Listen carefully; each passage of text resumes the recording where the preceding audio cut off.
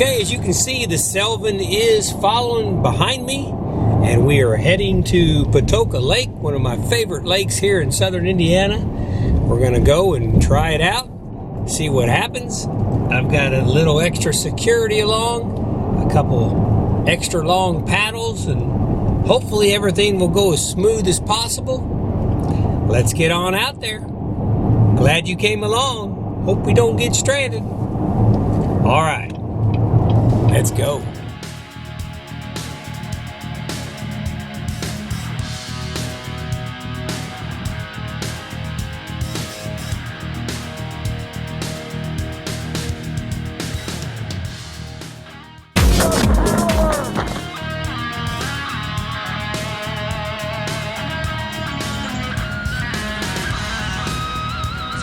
Yes, you can't go this time. Maybe next time, buddy. Maybe next time, okay? You're a watchdog, you stay on guard. Watch the squirrels, watch the birds. That's right, good. That's good, dog. We'll see ya, okay? All right. Tell you what, the old Sylvan track's really nice. Paul, the previous owner, did a great job building that trailer. Wow. You know, I'm kind of proud of myself for being able to purchase this Sylvan, 1980 Sylvan Deep V. How the story goes is, you know, I've been walking with my dad. You know, I thought, you know what? One thing I think he'd really appreciate is to get out there this spring and this summer and go fishing. You know, he was a fisherman, hasn't fished for a very long time, you know, decades and decades. But, you know, I thought that would be a good idea. You know, rather than a walk at the mall, maybe we'll, every once a week, we'll go out and we'll do some fishing. So I went ahead and got this boat. Now, how I was able to obtain this boat, it took a lot of hard work. I actually sold about, somewhere in the neighborhood of 8 to 10 firearms. So some of them on gunbroker.com, some of them to people I knew. I sold a couple of my sea kayaks, which, man, I love those things. They were great. But, you know, sometimes you got to do what you got to do to make a reality come true. So the utility trailer and a couple other things, and is able to get the cash together and ended up finding a 1980 Sylvan up in Plymouth, Indiana. Drove up there, picked it up, met Paul and Linda. Great people. Paul used to be a helicopter mechanic. In fact, he was a chief mechanic. He was in charge of the squad. So he really knew his mechanics, and he said this was a good engine and said it really ran good. And so far, just actually starting it up at home, man, it sounds like it runs pretty good. So we're going to find out here shortly. That's the story behind the Sylvan. The Sylvan is now behind me. We are heading Patoka Lake. Should be there in about an hour, and we'll see how this goes. Hope we don't go in the drink. If we do, that's why I brought life jackets.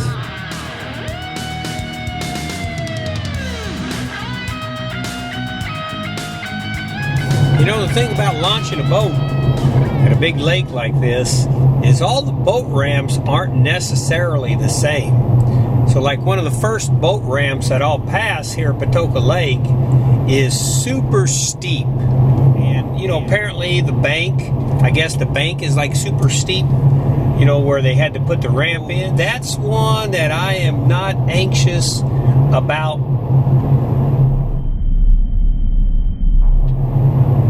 Cool car back there for my first time. There's one by the Fisherman's Campground that seems to me, from my memory, it seems to me like it is about as less of a slope as you can get, and I think that's the one I need starting out.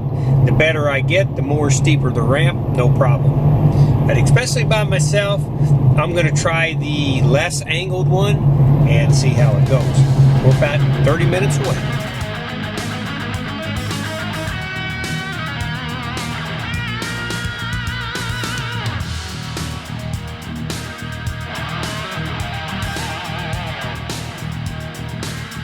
There's the one ramp I was talking about. You can see it's pretty steep. So I think the other one I'm going to is going to be a lot less than that. A lot less of an angle. For the first time, I think it's probably a good idea. All right, just got my year pass into Patoka Lake. It was $50 to get in for free the rest of the year. gentleman was going to sell me a launch pass. I asked for a launch pass. You got to have a permit, launch permit, to put your boat in the water each time you use a ramp. And it was $25, and he was getting ready to ring me up, and I asked him, where should I put that launch pass? And he said, well, you put it back there on your boat, back by your letters. He looks back there and he goes, well, you already got one. I thought, I told him, oh, yeah, that's right. I said, I'm kind of new at this, so that's right. I did buy it online, a launch pass. So ended up not buying 2 of them. That's good. Saved myself $25, I guess. Okay, well, let's get on down here and see what's going on. I'm glad to have this year pass right here because, you know, when you buy it, you help the state parks, you help the federal parks out. Plus, you know, sometimes you think, hey, I want to go there for a few hours, but man, I don't want to spend the $5 or $7 to get in each time. Once you get one of these, now it's like, to me, it's like free. I'm going to get on in there anytime I want, drive up here and go on in, do hiking, canoeing, kayaking, and now boating with the 1980 Sylvan DP. Okay, so this is Fisherman's Campground. There is the fish cleaning hut that they have set up here. And here we go. Here is the boat ramp that I will be using. Looks like I'm the only one here. Well, son of a gun. Okay, well, and you can see the ramp is not real steep, and that's a very good thing for me. So I'm going to go over here. You can see the boat dock, so I'll be able to launch it, sail it right over there to the boat dock, park the truck, and go. So I think this is going to work good. The reason why I want to come here to this boat ramp is because the winds are supposed to pick up to 16 to 20 mile an hour later on this afternoon. I want to be sure and be able to put the boat back on the trailer without the wind blowing me sideways and all that. Like I said, it's the first time I've done it with a larger boat like this, so I want to make sure I've got all my T's crossed and I's dotted and ready to go.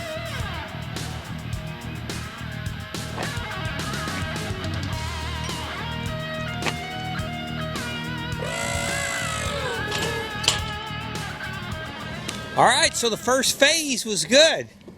Went well. Got the Sylvan sitting here in the water. I got a feeling the reason there's nobody here is because I think the lake is pretty low, which is kind of amazing compared to how much rain we've had. But they may be just really letting the water out to try to hold it back for the spring rains coming in. I think the truck's a little bit lower in the water than normally I'd have it, but I don't know. Maybe that's the way it's going to go. But I was able to hook the rope up and push it out and have the leash on it, bring it on around. My plan was to bring it over here to this dock, but because of the wind today, it wanted to blow it over this way. So I guess that'll be just fine. We'll find out. Okay, I'm gonna go park the truck, get out there and fire it up, and let's take the Sylvan for a little ride.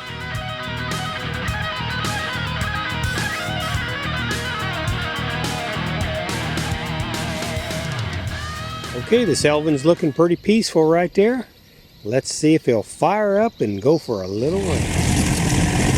Okay, had a little problem there at the beginning. I could not get the Sylvan, the 95 Chrysler horsepower, to start up. I think I might have flooded it. I got a feeling it's like anything else, especially an older vehicle. You just have to learn, you know, how to, you know, what the techniques are, how to start it. You know, I got a feeling I was a little bit anxious there and probably pushed the choke on maybe a little bit. May have pushed the choke on a little bit too much. I don't know. But here I am. I'm cruising around, just getting ready to take off. I'm getting ready to open the 85 horsepower up and see what it'll do. Right now it's purring pretty good. Purring like a little kitten back there. Really nice. I got to pay attention to everything, make sure I don't have my trolling motor down. I had to put my anchors down because the wind's already picking up out here pretty good. Let me get past this last idle buoy here. I'll open it up a little bit and see how this 1980 Sylvan Deep V with the Chrysler 85 horsepower does. So far so good, just a few little hiccups. Launching went really good. That was smooth as could be. Glad there was nobody else there too. It's kind of like a day, you know, it's a Wednesday, so that's what I kind of planned on right there. All right, well, put my hat on backwards here. We're gonna fire up here. See what she'll do. Get her out here to the channel a little bit.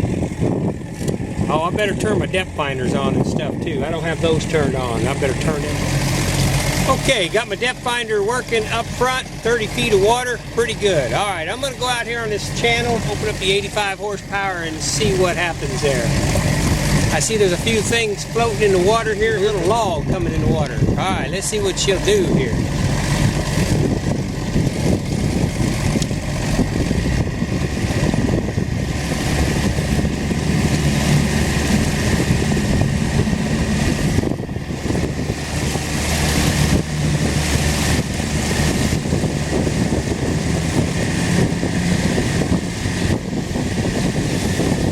Feel the bows lifting up pretty good. I'm going to try to trim it down just a little bit here.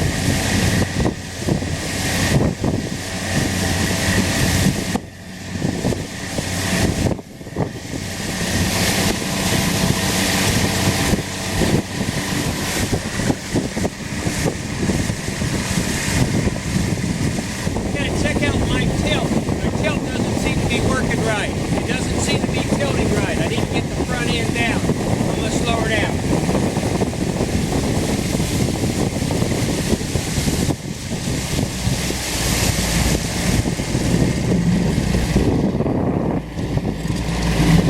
Now, one thing I did to the Sylvan when I got it was it had an aerofoil on the back. And I started doing a lot of research on it, and everybody, well, not everybody, a lot of people were talking about the aerofoils were not any good. They weren't worth investing your money to. But it had one on it, and it was, or looked like the original aerofoil. I actually have it on board. I thought I would try driving it around without the aerofoil on it, and then I would try it with it. Boy, it's going to be windy. Look how windy it is out here.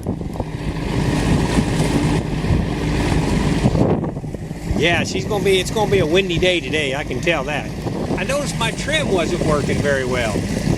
So I'm not sure what is going on out there. I'm going to kind of stay in here at the same bay in case I've got to paddle all the way back. I think I can do it.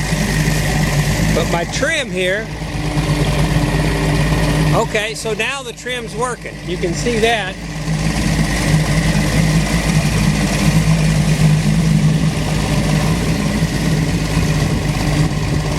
Okay, so the trim's working. So I got a nice little stretch here in front of me. Let's see how it does right now.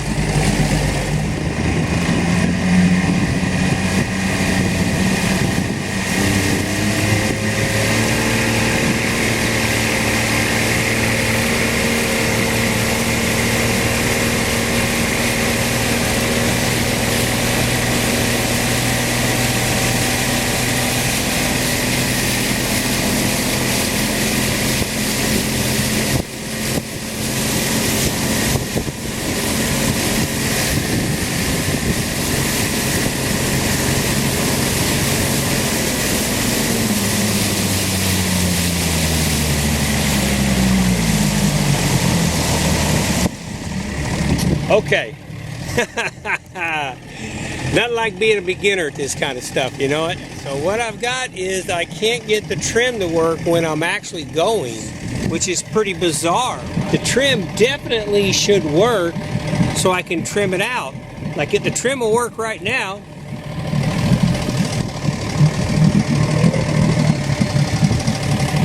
But it doesn't seem to have enough power when I'm going to be able to pull itself back up. I don't know what the deal there is. I don't have a trim gauge on here, so maybe I'll try just lifting it like that and trying it and see what'll happen. All right, I don't know. Yeah, I'd say that worked. Wow.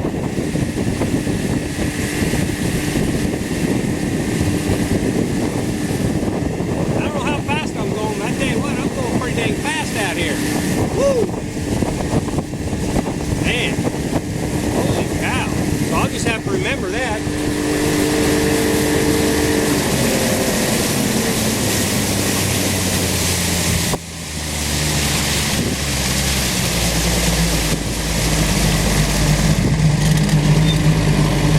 I just left it trimmed up a little bit. And like what I've read, Sylvan deep V's, a lot of times that when they take off, they'll plow through the water. The front end will lift up, and then, man, once you get it down on plane, they just rocket through the water. And that's exactly what happened just then. Man, it was pretty fast. I was pretty impressed with that. All right, so I'll just have to remember where that is set. I can't imagine it being any faster than that right there. I'm going to give that another shot. Let's see what happens.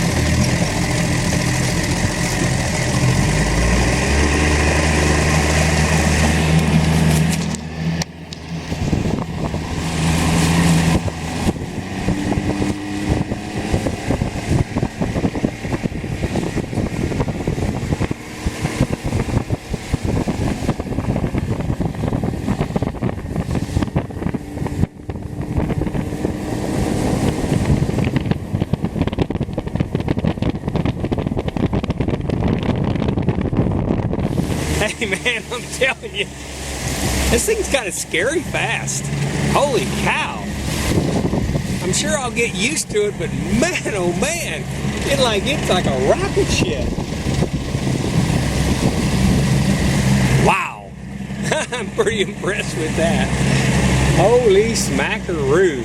Well, so you could see how the front lifted up, and it lifts up, and all of a sudden when it bows out and it planes like that, comes on a plane, man, it just it picks up so fast. Wow.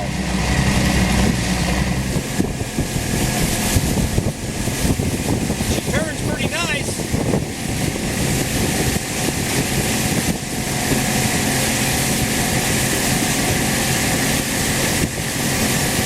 I have her about 3/4 throttle, I'd say.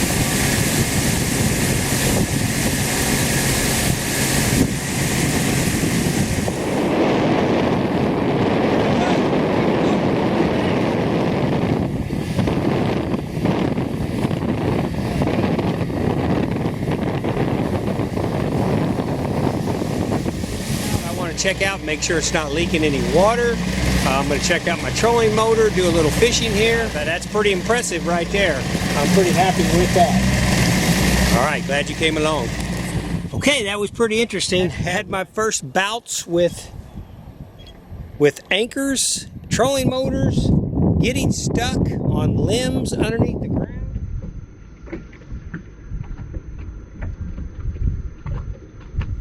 Yeah, I'm noticing a lot of boats out here, a lot of fishing boats are going pretty slow. And I got a feeling it's probably got a lot to do with gas prices these days. Gas is about $3.75 a gallon right now. And I'm looking to see, I bet I've burnt maybe a gallon or so. Not much, but I really haven't ran it very much. All right, so far we have got, with the 1980 Sylvan, the trolling motor works really good. It's all foot control up here. I can control it with my feet. I haven't used one like this before, so it took just a little bit getting used to it. But it's got a marker on top of it, that kind of an arrow that points which direction you're going. Once you learn to watch that, it's not a problem. It just scoots all over the place. Anchor winches on each side, they seem to work good on the bow, and got one of them hung up already in a branch. The lesson I learned there is don't put it down around stumps and trees and things like that. You know, simple things that people that boat a lot are going to know, but I had no idea that that's what the deal was. So now, you know, you learn those lessons. As far as the Chrysler 85 horsepower, you know, I'm having a little bit of trouble starting it, but once it gets going, oh my gosh, I am shocked. Now, I belong to a Facebook group, Chrysler Motors, Best Motors Ever, Chrysler Outboard Motors, Best Motors Ever, something on that order. I can't remember the exact title of it, but I'm going to post a little video for all you gals and guys on there, and you'll probably think, well, yeah, it's a powerful motor, because I'm shocked. I mean, let's put it this way. It feels like if you don't grip that steering wheel and you don't have control of this boat, I still haven't opened that 85 horse up all the way. Boy, you could flip this boat pretty easy if you didn't hang on and pay attention to what you were doing. It's that fast. So I'm really happy with that. Yeah, the Chrysler 85 horsepower is extremely powerful. And I'm sure the starting and stopping of it is just something I need to get used to. Maybe I'm flooding it each time. Maybe I'm not doing it correctly. I think it's just once you find out, it's just like anything, once you find out how it works, then you won't have a problem with it at all. I bought this ladder on Amazon, possibly an Atwood ladder. I know these bumpers right here I bought were Atwood. It was normally $75 and it was on sale for like $52. It's pretty nice. It goes down 4 steps, and then when you pull it up, it all folds together like that and lays down just like that right there. So that's pretty good. So then when I take it up, I can just take it up, lower it down, and it all folds in.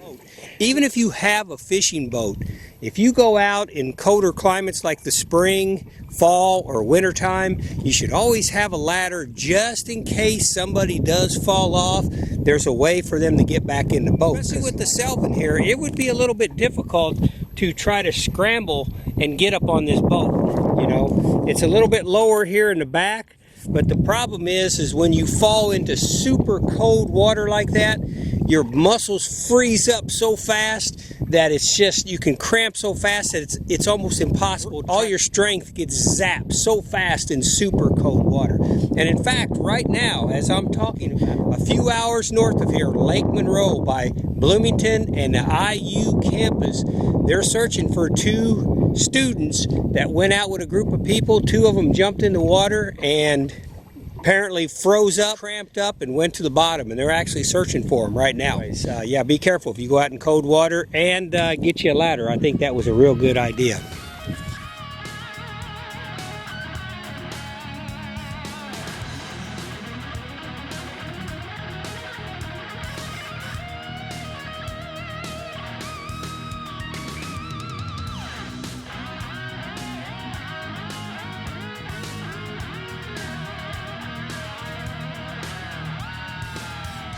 You know, here's something that I do. A lot of people aren't going to agree with this, but you know, when I fish, I almost always throw back. I rarely keep anything at all, unless I was camping or something, was really hungry, was going to eat something right then. I just don't keep fish anymore. You know, I do a lot of fishing like with rooster tails. They always have a treble hook on them, 3 hooks. And a lot of times what I'll do is I'll take a pair of pliers and I'll cut 2 of the hooks off. Now, I still have a pretty good percent of catching fish, but the thing is that a lot of times with a treble hook, man, they get caught so bad that even if you're going to throw them back in, they're bleeding out you know, it cuts them up so bad that they're probably not going to survive anyways. So, you know, if you're not going to keep the fish, you might as well not really harm them. So, and let somebody else have that chance and let them grow a little bit bigger, and somebody else can get a trophy, you know, someday. So I usually snip off a couple hooks. Yeah, I do miss a few because of it, but that's just the way it goes. I'm not that competitive and I'm not that worried about it. So keep that in mind. It's in case you're always going to catch and release. You might think about that. Go through your tackle box and remove a couple of them hooks and make it a little bit easier on the fish, a little bit easier on you taking them off, and everybody gets along just fine. Oh, always have cheater glasses with you in your tackle box. Makes a huge difference. Big difference. Ooh, it's a windy day to be fishing for sure. Now, I know a lot of people are going to say, they're going to hear that statement what I just made about the hooks, and this is an example right here. If you can see that, I've snipped 2 of them off, and I've got the 1 left on there, and they're going to say, oh, you're one of those kind of people. Well, you know, if one of those kind of people are an animal lover, yeah, I do like Mother Nature. I do like animals, whether they be fish, birds, whatever, crawling around out there. Hold on a second. I see a nice jet flying across there, and I don't know what it is. It could be a military. Let me try to capture it.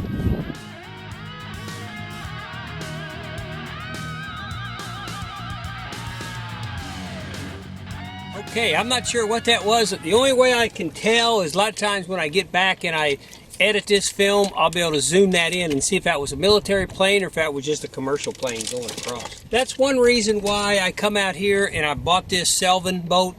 And I come out here, you know, I wanted to bring my dad out here and fish with him. You know, and it's, To me, it's less about the fishing and more about just being out here. Seeing all the wildlife, you know, seeing jets go over, military aircraft flying by. There's a lot of things going on always, and to me it's less about the fishing and more about out in the outdoors and out on the water is pretty nice. I've got a fish finder up here, and I don't know that much about it, but man, it sure is beeping a lot, so I don't know if there's a bunch of fish swimming underneath me, or if it's just beeping to tell me nothing's down there. I don't know.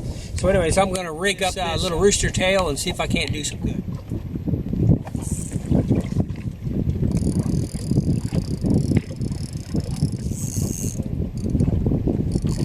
All right, caught one already. Woo! Oh yeah! Holy smoke! Wow! Daggone! Woo! Tell you what, that's a nice crappie right there. Jeez Louise! All right.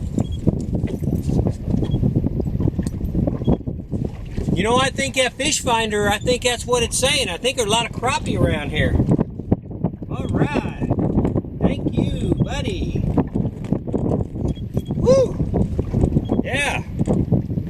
Pretty fish. Thanks, buddy. I appreciate it. I'll let you go on back to your friends. There you go. Woo! Yeah. A lot of times when it comes to crappie, you catch one, there'll be more down there.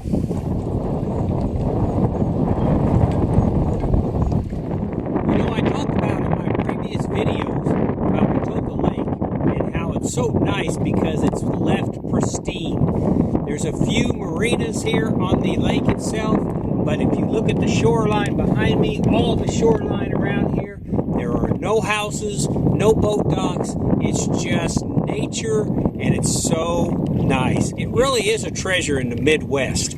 Patoka Lake, Indiana, near Wickliffe, Indiana. A lot of people say it's hard to fish. You know, I've even heard it called the Dead Sea. Nah, I don't think so.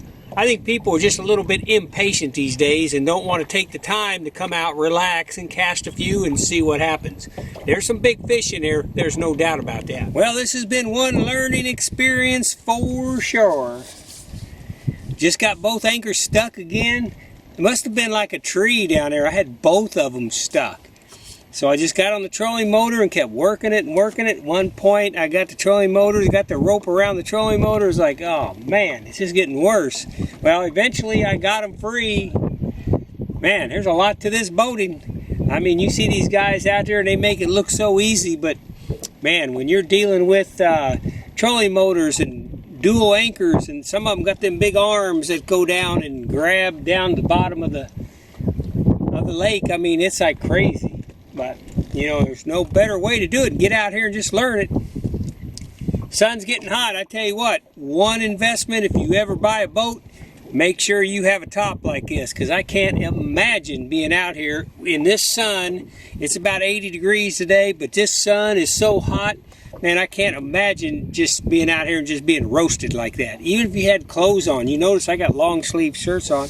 But I've got my shorts on. I ended up putting my shoes on because I think my feet were starting to get a little bit burnt. First time out. Also, went to start the motor, and the motor wouldn't start. And I noticed then that I had the plug that you squeeze to give pressure to it. I had it sitting up on top of the tank. I noticed I would squeeze it, nothing was happening. It wasn't building up pressure, and as soon as I got it off the tank and got it closer to the floor and squeezed it a few times, it built up pressure. I'm just learning this stuff. This is like so much stuff. Let me see if it'll start right now.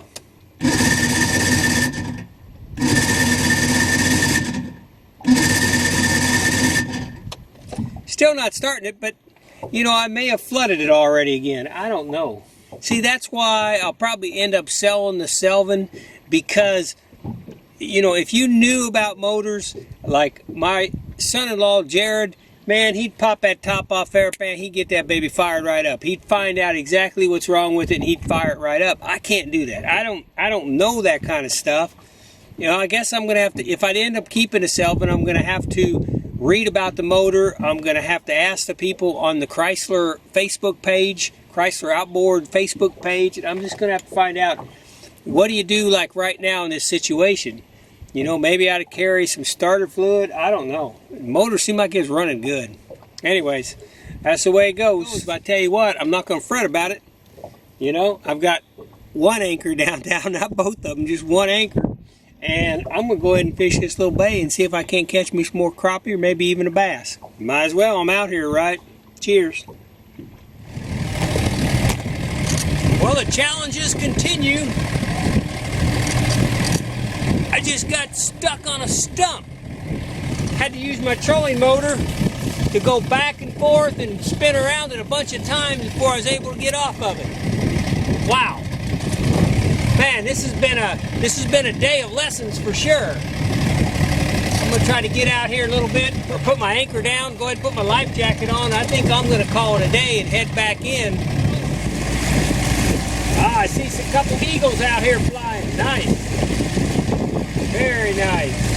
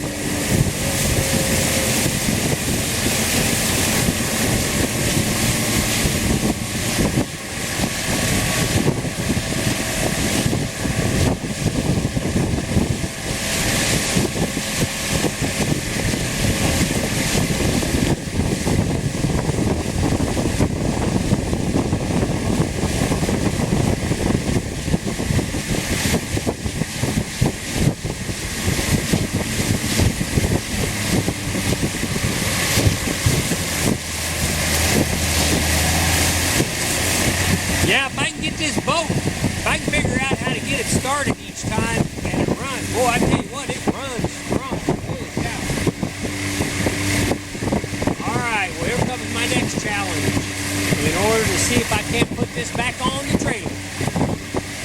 Hope you enjoyed that day. Only caught the one crappie. That's okay. Hey, I didn't get skunked. Alright, I'm going to take her on in. Alright, got the truck in the water. Come over here and get the Sylvan and see if I can't get this loaded up by myself. Okay, all in all, it turned out to be a pretty good day. I tell you what, there's so much to learn in life, and like when it comes to boating, especially a boat this size or larger, there's so much for me to learn. But it's fun. I really enjoyed it, even though puzzle after puzzle, problem after problem came up. You know, the fact that you can think about it and tackle it and go on with it, that's how you learn. That's how everybody learns. I'm so appreciative you came by today and helped me out on some of those problems out on the water. That was awesome. Thank you for coming to the channel. LAF Space Film Fest, capital LAF Space Film Fest. Hey, if you would, hammer down that subscribe button. I appreciate it. Helps me to do things like this, put out videos. Hey, maybe there's some things that's happening to me that I'm trying to figure out that may happen to you, and you see how I did it. Might help you out. That's how the whole thing works. That's how the YouTube platform works. You know, it's just people putting things down on videos that they've learned and that they've been taught, and problem solving, and then they pass it on to anybody else that's having that same problem. I think I'm going to go ahead and take the Sylvan home now. I'm not sure. I'm thinking about maybe selling her, but I don't know. I mean, she's an awesome boat. Maybe if I can get all the little bugs worked out, maybe I just need to learn how she operates. It's what a relationship's all about, right? You got to learn each other's ways, and then you just figure them out. Maybe it'll be smooth sailing. I don't know. I sure like her. Man, she's a speed demon out there. Thank you for coming by. You have a good day.